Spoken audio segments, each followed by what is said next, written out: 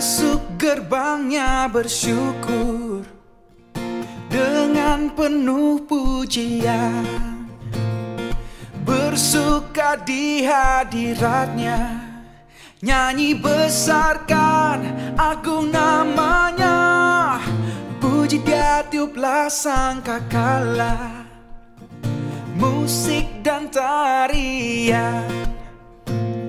Semua makhluk di bumi di surga dengan segenap hati naikkan pujian, sebab Tuhan baik, sebab Tuhan baik, sebab Tuhan baik, anugerahnya kekal selamanya. Sebab Tuhan baik, sebab Tuhan baik, sebab Tuhan baik, anugerahnya kekal selamanya. Shalom, selamat malam Bapak-Bapak PKB, GBP Karis Pulau Gebang, Jakarta Timur yang dikasihi Tuhan. Mari kita menyiapkan hati kita untuk masuk dalam ibadah PKB malam ini. Sebelumnya mari kita mengambil saat teduh sejenak.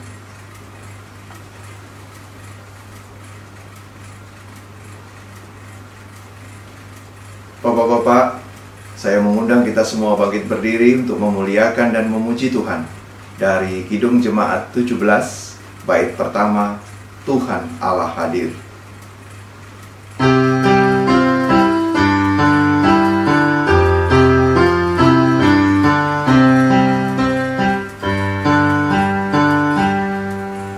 Tuhan Allah hadir pada saat ini, hai sembah sujud di sini, diam dengan hormat, tubuh serta jiwa, tunduklah menghadap Dia.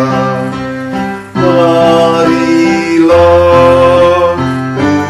umatnya, hatimu serahkan dalam kerendahan.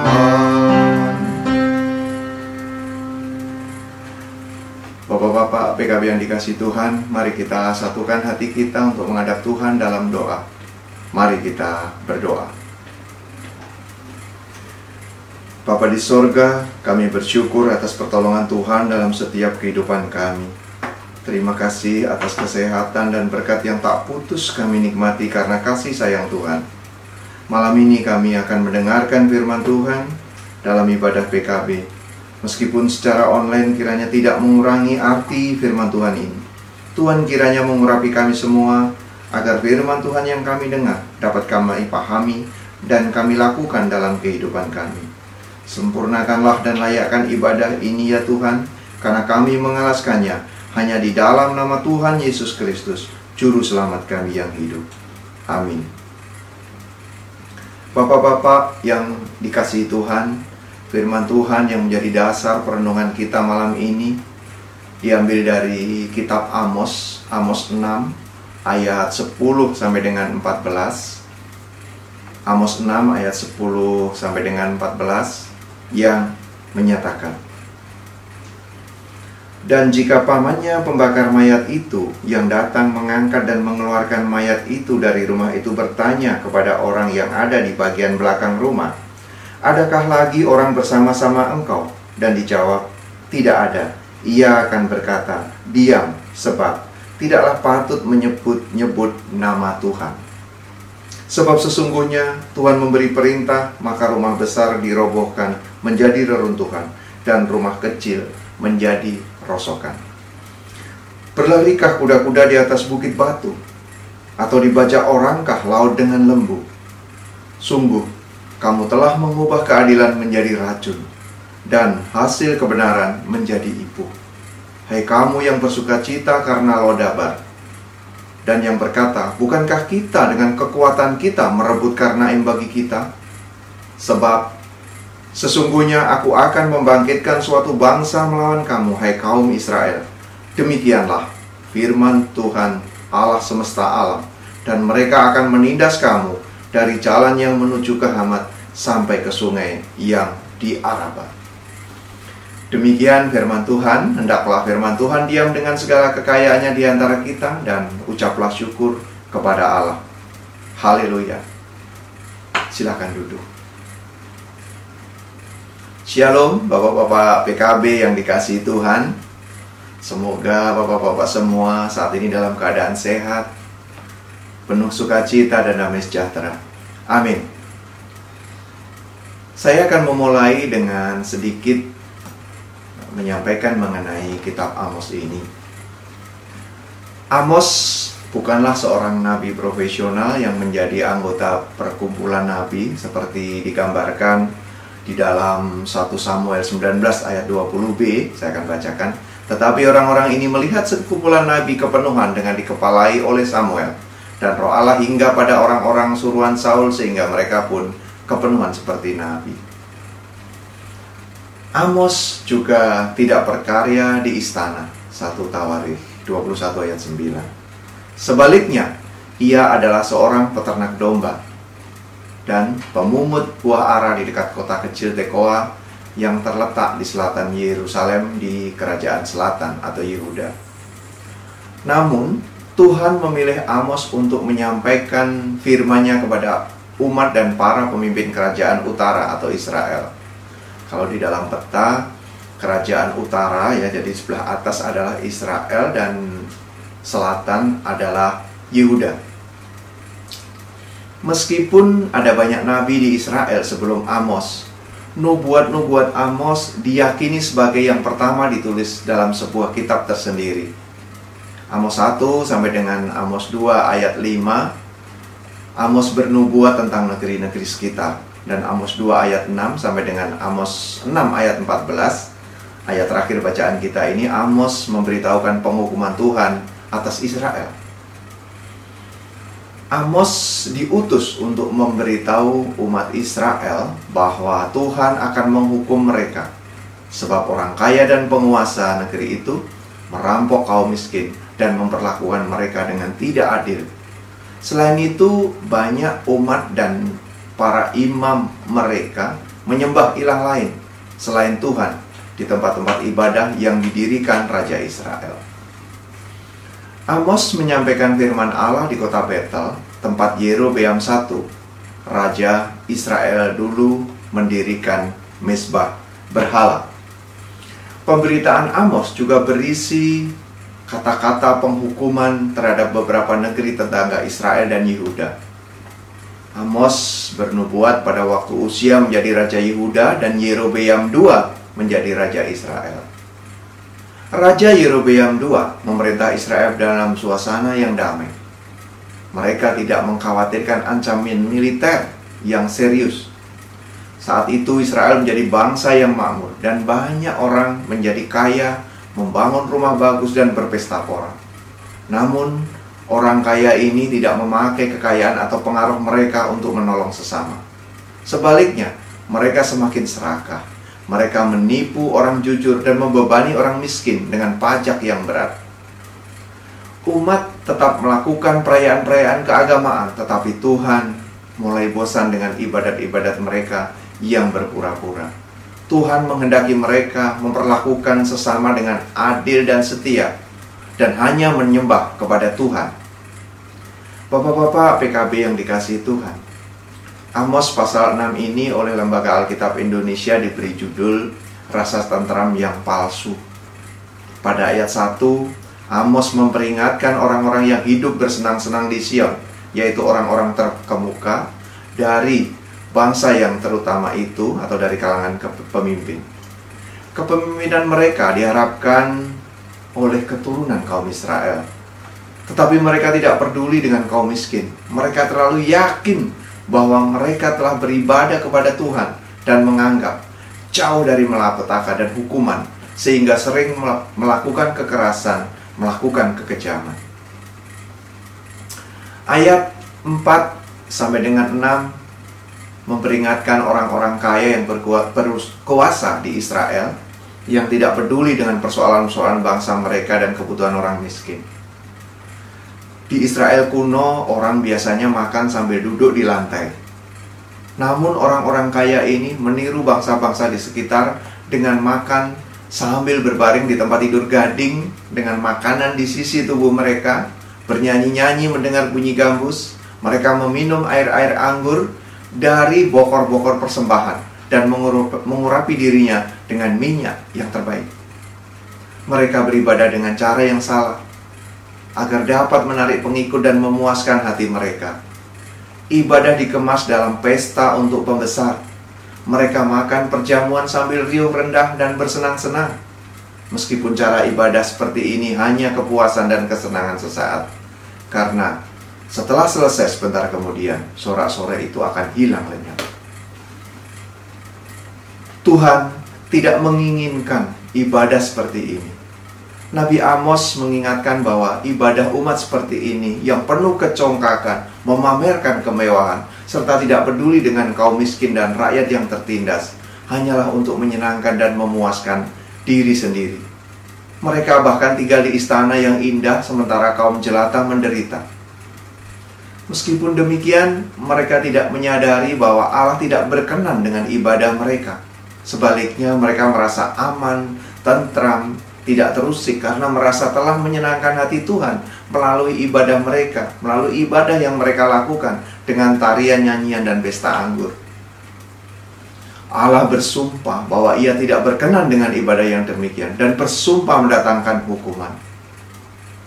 Allah menyerahkan kota dan isinya kepada musuh, yaitu Asyur, yang menghancurkan dan membinasakan Israel.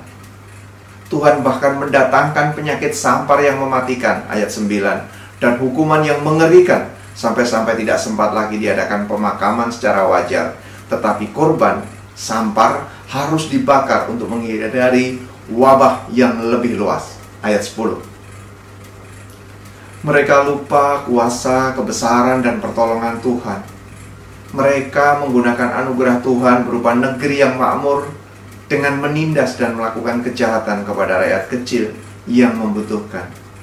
Bahkan orang Israel menjadi sangat percaya diri dengan apa yang sudah didapat dan dinikmatinya karena kehebatan dirinya, yang pada ayat 13 dinyatakan dengan kekuatannya berhasil merebut kota Lodabar dan Karnaim pada zaman Yerobeam II. Mereka lupa, Bapak sekalian, bahwa apa yang dicapai itu adalah karena campur tangan Tuhan dan pertolongan Tuhan. Allah kemudian mendatangkan hukuman. Bangsa Asyur merebut dan menindas Israel, dan Hamat dari Hamat yang merupakan batas utara Israel sampai dengan Araba, yang menjadi batas selatan Israel, yang artinya dari utara sampai ke selatan seluruh bagian negeri itu dikuasai oleh Asyur. Negara yang dulunya dinikmati, bangsa yang dulunya dinikmatin dengan makmur, tidak takut diserang, akhirnya seluruh bagian bangsa tersebut diserahkan atau menjadi bangsa yang tertindas oleh bangsa Asyur. Itu adalah hukuman Tuhan. Bapak-bapak PKB yang dikasihi Tuhan, pertanyaannya adalah, bagaimana dengan ibadah kita? Apakah kita sudah melakukan ibadah yang berkenan di hati Tuhan? Renungan kita dari Amos 6 malam ini benar-benar mengingatkan kita bahwa yang pertama, ibadah adalah merupakan perjumpaan kita dengan Tuhan, di mana Allah hadir dalam kekudusannya menyapa kita. Oleh karena itu, Bapak-bapak sekalian, kita beribadah dengan penuh penyesalan, penyerahan diri, dan pengakuan dosa, serta dengan penuh kerendahan hati. Yang kedua, ibadah kepada Tuhan tidak hanya bersifat ritual, tetapi malam ini Nabi Amos mengingatkan untuk menunaikan ibadah dengan mengasihi sesama, terutama mereka yang tidak mampu, kaum miskin, dan orang yang membutuhkan, seperti dinyatakan dalam Matius 25 ayat 35, 36, dan 40b. Saya akan membaca ayat ini sebagai penutup dari renungan kita malam ini. Sebab ketika aku lapar, kamu memberi aku makan. Aku hanya huruf besar. Ketika aku haus, kamu memberi aku minum. Ketika aku seorang asing, kamu memberi aku tumpangan. Ketika aku telanjang, kamu memberi aku pakaian. Ketika aku sakit, kamu melawat aku. Ketika aku di dalam penjara, kamu mengunjungi aku. Dan ayat 40b, aku berkata kepadamu, sesungguhnya segala sesuatu yang kamu lakukan untuk salah seorang dari saudaraku yang paling hina ini, kamu telah melakukannya untuk aku. Tuhan melindungi dan memberkati bapak-bapak sekalian. Amin. Mari kita masuk saat teduh sejenak.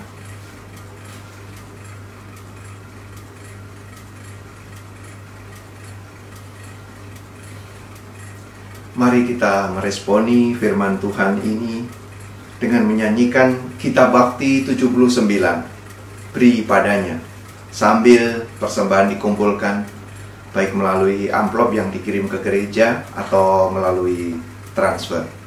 Kitab Bakti 79, bait pertama dan ketiga, Beri Padanya.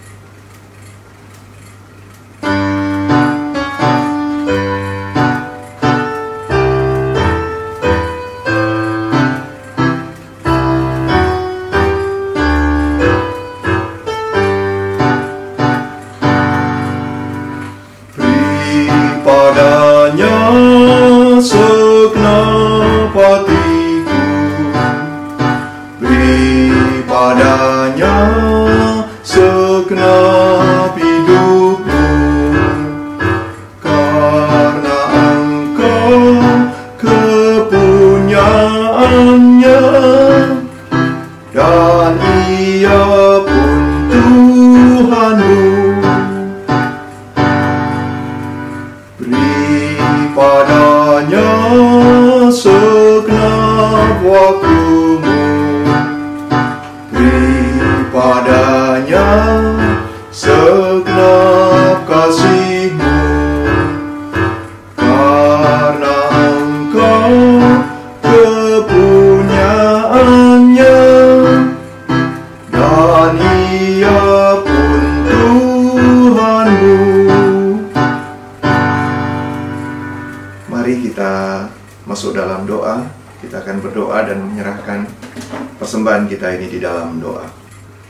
Bapa di surga, Bapa yang kami sembah di dalam nama Tuhan Yesus Kristus, segala puji, hormat, dan kemuliaan kami naikkan hanya kepadamu.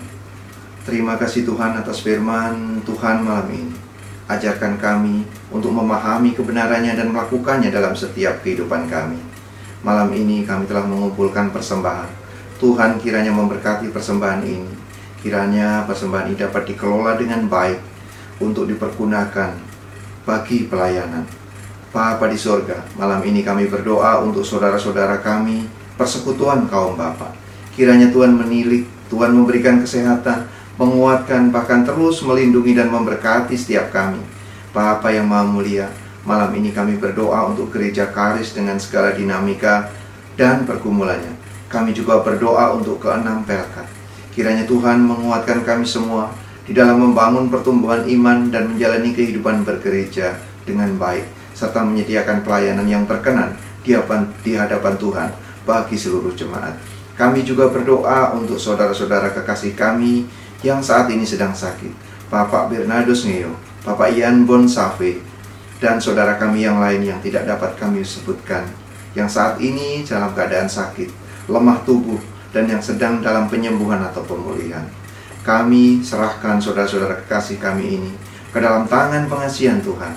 Tuhan melawat mereka yang sakit, memberkati para dokter dan upaya penyembuhan yang dilakukan.